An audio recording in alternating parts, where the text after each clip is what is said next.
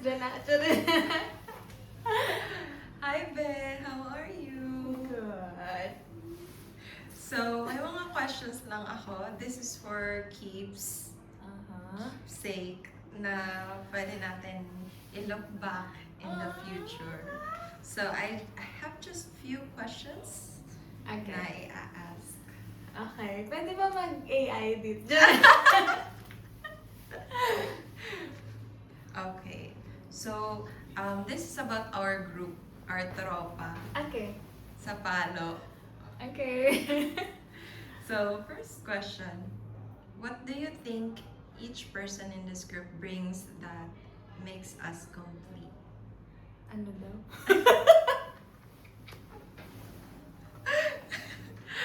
I mean, ano meron sa grupong ito na laging nagiging complete tayo, nagiging buo tayo? Feeling ko, pag magkakasama tayo, sobrang peaceful. For me, yun yung buo for me. Kasi, hindi kompleto yung KL ko kung wala kayo. Like, I can't imagine my life na wala kayo guys. Tapos pag nagsama-sama tayo, puno ng tawa, memories, naikikip ko forever. Feeling ko yung nagpapabuo pag tumatawa tayo, gumagawang memories. Ayun. Okay. Next question. What was the moment you felt like these are my people?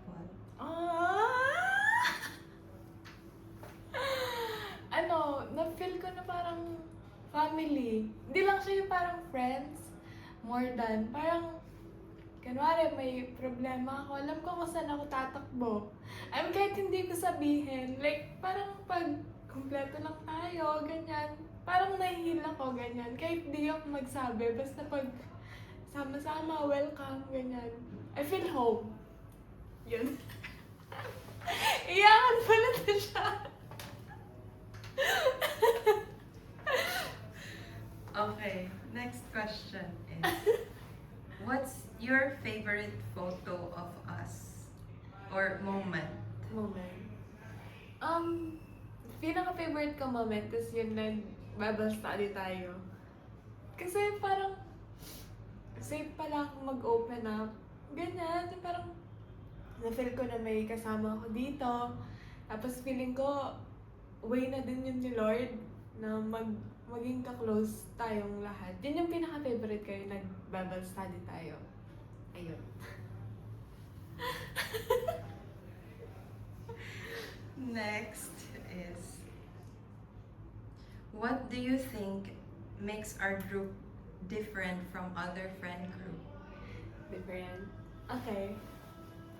Feeling ko different tayo sa iba kasi, wag na ako mag-banggit.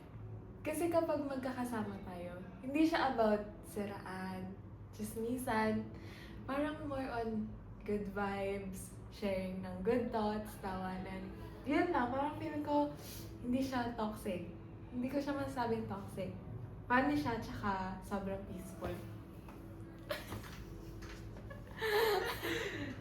Last question.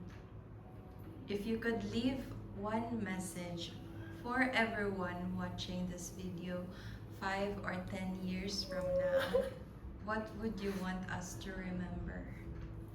I hope 5 to 10 years from now, friends pa rin tayong lahat. Kung saan man tayo dalhin ng tadhana or anything.